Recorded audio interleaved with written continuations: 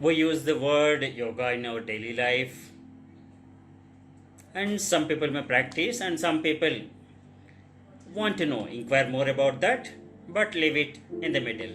And when one is passing by a yoga training center or some other meditation center, it doesn't dare to peep inside, because the minute you enter into the yoga center or the meditation center, there will be discipline, everyone is in silence. It will be like a classroom, master and the children. So that makes one scary, right? We are grown up adults, and we know certain basic things in our life. We have some certain discipline, and what we don't have is the concentration to succeed in our life, right? If one is succeeding already and if he has the concentration, then he will do better, he will fare better, right? And coming to the most of the yoga practices, they put some terms and conditions, some rules to follow. The restrictions on the food, what to eat, what not to eat. Belief, you have to do this thing, you have to believe this. You have to gather at regular time and do satsang. And the timings, punctuality is important. And ambience, you should not make any disturbance to anyone, to maintain silent ambience. And the sitting posture, you have to sit in certain way, and above all that you will have supervision. So, and you will feel like constrained by so many things. Of course, there is a benefit if you follow those regulations, rules, but one may practice for a day, for a week, for months, and then he will slowly go back to his normal schedules. He may skip that. Oh, yoga session, 2 hours or 1 hour. Let me sleep today. I have something else to do, or I am lazy to get up early in the morning, right? Or I have something else, and some entertainment is giving, or I feel like giving importance to some entertainment or get together with some friends and all. So this way they give second importance to this yoga. But yoga must be part of your life. So now I am comparing Bindu Dhyan with other meditation practices, other yoga practices. This is again based on meditation and concentration, but this is a quick meditation, right? Just do for 4 minutes, and it's up to you if you want to do next 4 minutes or next 4 minutes, like that.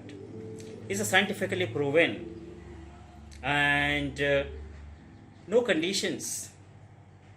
Wherever you are, whatever you are doing, you don't need any company of people to do this or anything to recite.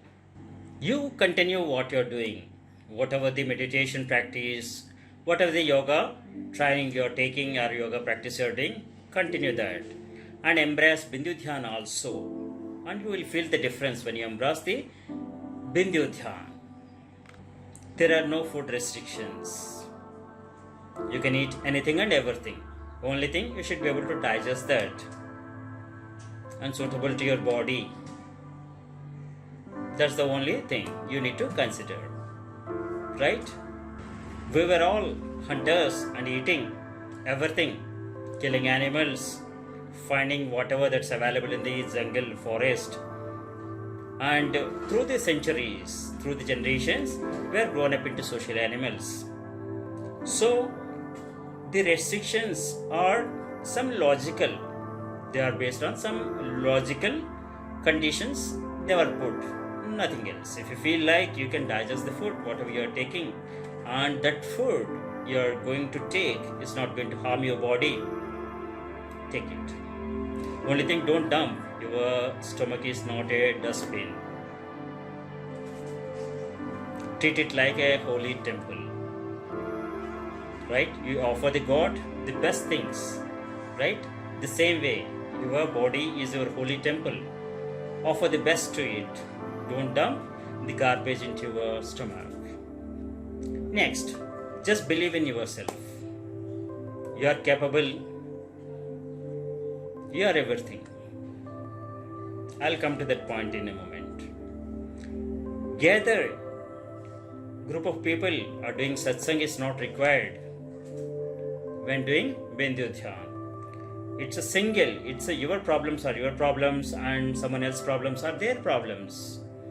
You have to offer prayers. You have to focus on the Bindu or the dot for yourself. If someone is having some issues, they have to practice Bindu Dhyan. Focus on the dot just for 4 minutes. That's it. Let thoughts flow in. Doesn't matter. Bindu Dhyan is not a group activity. It can be, if you feel, but your problems are your problems. Right? You seek the blessings. You focus on the current issue, what you're facing, just by focusing on the red dot for 4 minutes. Right? And it's going to give the solution to you. Someone else may have different problems to him, and he has to focus on his current, most important problem and seek solution. Right? This is how you can do in the groups, but everyone's prayers are different. Prayers, when done sincerely, they'll be answered. When you are in trouble, that is the time you need to apply Bindu Dhyan. Focus on the red dot for 4 minutes. You will find the answer, right? Next, ambience. Every time you cannot have a silent ambience or a soothing ambience or music, pleasure to your ears and very comfortable environment. Right? You may be in the hot sun, you may be in the chilliest weather, in the transit or somewhere. That time, the problems don't have the timing. They can come any point of time. At that time, stay away from the crowd. Focus on some round red object nearby, or have the Bindu Dhyan poster in your mobile and start focusing on that. That's it. And think of your problem only. Okay, rest everything is not important at that point of time. So focusing on the current problem, focusing on the red dot is going to give a solution to you. The retrospective. So that is how Bindu Dhyan helps you timely, without any conditions. Bindu Dhyan doesn't enforce any rules and regulations on anyone. The mind is offended when you start applying the do's and don'ts. It comes under pressure with a constant reminder. If one is told not to do that thing, you should do this thing only, then you are living in a cage, right? With set focus. Not this way, not this way. So that causes confusion, that restraint. When you are under the restraint or the do's and don'ts, the time you will have the pressure, psychological pressure. The focus will be more on the do's and don'ts rather than the solution or the meditation or the focus, concentration or the breathing or the task you are doing, right? You cannot tie your mind to hook. You cannot tie your mind to hook to a condition. Mind is all pervading. The more you tighten your mind, the more it tries to explode, right? Give your mind freedom and embrace Bindu Dhyan. Embrace Bindu Dhyan and give your mind freedom and solution. Sarve Jana Sukhino Bhavantu.